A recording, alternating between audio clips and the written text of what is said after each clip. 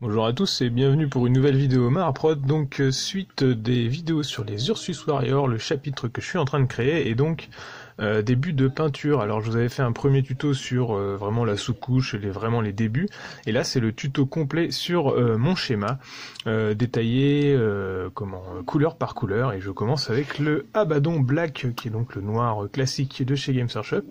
Et ce que je fais, c'est que sur la base de marron que j'ai fait à la bombe, et que j'ai ensuite corrigé à l'aérographe pour faire les ombrages, je refais tout ce qui est détail de noir sur les figurines. Donc je vais vous accélérer la petite vidéo histoire que ça soit un peu plus digeste. Et donc je reprends maintenant au pinceau tout ce qui est détail de noir, c'est-à-dire les flexibles, les câbles, également les bouches d'aération, ce genre de choses, et puis bien sûr les armes. C'est la première des couleurs. En gros, je pars sur la base de marron, et puis je refais toutes les pièces en noir avant de passer à une autre couleur. C'est vraiment le début du schéma. Après, sur les autres couleurs, généralement, je peux varier en fonction de mes envies l'ordre de mise en place. Mais là, la base, c'est vraiment d'avoir le gros du schéma, c'est-à-dire le marron et le noir. Le fond de mes épaulières est également noir, donc là je me pose pas trop de questions, je passe tout en noir au niveau de l'épaulière, même par-dessus le sigle de mon armée. Et puis pareil pour l'autre épaulière qui va recevoir ensuite un marquage. Ensuite, je fais également, toujours dans les couleurs de base, le Lead Belcher, qui est la base de mes métaux. Alors, je pourrais partir d'un plus sombre avec de l'Iron Warrior, mais là, je pars sur une sorte d'ancien Bolt Gun, pour ceux qui connaissent les références.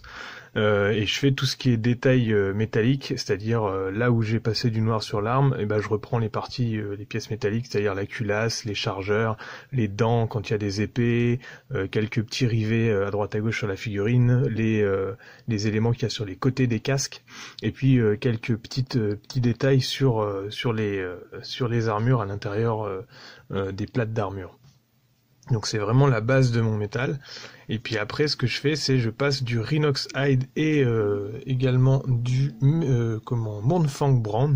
Donc le Rhinox Hide est un marron très foncé qui tire presque un petit peu sur le rougeâtre, et le Mournfang Brown est un marron plus clair, et là je reprends en fait le marron de base de mes armures, et je reprends en fait les ombrages et les éclaircissements, particulièrement plus les éclaircissements, ce que j'ai pas fait à l'aérographe, là je le refais au pinceau pour avoir quelque chose de plus fin dans les nuances.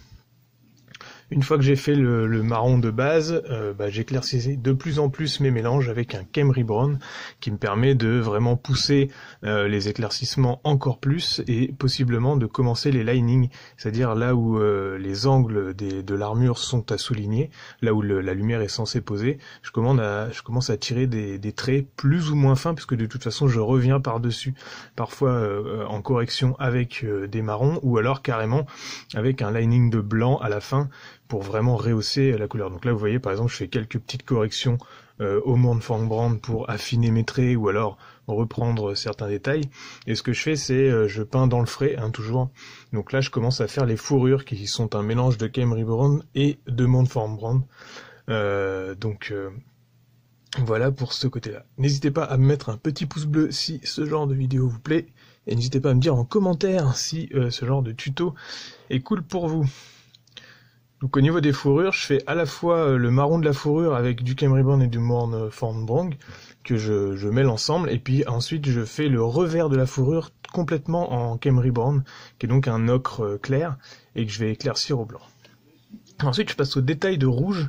Donc là, je commence avec un Wazdaka Red, qui est un rouge assez foncé de base, et je vais partir sur en premier mon logo. Donc le logo, il a l'avantage d'être en relief parce que j'ai réimprimé mes épaulières en 3D, et donc j'ai juste à repasser par-dessus mes trucs, je n'ai pas à tracer. Par contre, je peux être amené à faire d'autres tracés ailleurs, comme par exemple les marquages des squads ou ce genre de choses. Là, ce que je fais sur l'épaulière de ce river, c'est un petit trait, ou 3 d'ailleurs, pour signifier son appartenance à la 3e escouade des scouts. En fait, je les compte comme des scouts. Et je passe ensuite en éclaircissement avec du Mephiston Red, qui est un rouge un tout petit peu plus clair, pour rehausser le rouge foncé que j'ai mis en premier. Et puis je finis l'éclaircissement avec carrément du orange. Alors là c'est du Wheel Rider. C'est considéré comme, le nom c'est Wheel Rider Red, mais on est clairement plus sur le orange. Et d'ailleurs le Mephiston Red arrivait presque sur un orange foncé déjà de base. Donc là je tire juste des petites fines lignes là où est censé accrocher la lumière sur le rouge pour renforcer le contraste. Et j'enchaîne après en dernier sur les tout petits détails, c'est-à-dire avec du Macrage Blue qui va me servir à faire tout ce qui est réo et petits OSL. Donc soit je fais les optiques avec, ou alors je fais carrément les petites cellules énergétiques qui sont censées briller. Donc là je commence avec les yeux, je passe une petite larme de côté sur l'œil. C'est pas très grave si je déborde parce que ce que je veux c'est que les optiques aient l'air de briller un petit peu. Donc les OSL c'est un peu des débordements.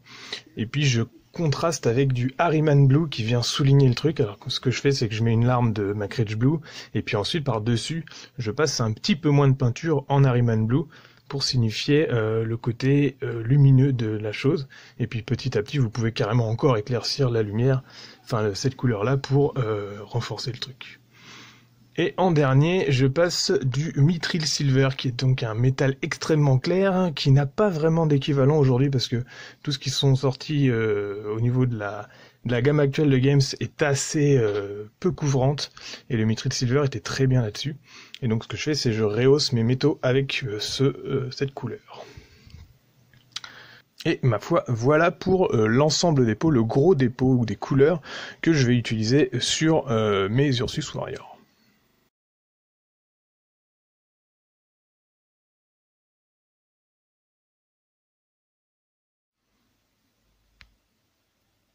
Alors fin du tuto sur les Ursus Warrior, donc là j'ai peint des rivers, mais ça me paraissait plus intéressant de vous montrer des rivers parce que du coup il y a plus de détails au niveau des armures et moins de surface, donc ça permettait de montrer un petit peu les éclaircissements un petit peu tranchés que je faisais. Ils sont pas totalement finis parce que généralement ce que je fais c'est que je détaille un petit peu, je ne mets pas le même marron sur les pochettes. Et puis bien sûr il y a des détails que j'ai pas eu le temps de faire et j'approfondis un petit peu les éclaircissements avec un dernier lining de blanc. Et puis derrière je fais un petit peu de battle damage notamment sur les cuirs avec des petites entailles et des choses comme ça. Mais déjà en l'état ils sont sortables et jouables en fait. Ce que je fais c'est que je peins le plus rapidement possible ce que je peux là pour pouvoir les sortir en partie et ensuite je reprends les détails. Et vous voyez que là de toute façon les socles sont pas faits, donc généralement je reprends toute l'armée ensuite. Donc là je suis juste à la peinture des unités. J'espère que ce petit tuto vous aura plu avec l'intégration des pots pour que vous puissiez voir les couleurs. Et puis à bientôt pour la suite, notamment sur cette nouvelle unité que j'ai commencé à convertir. Mais avant ça, vous verrez la totalité de la force peinte dans une autre vidéo. À bientôt à tous, et puis merci de me suivre.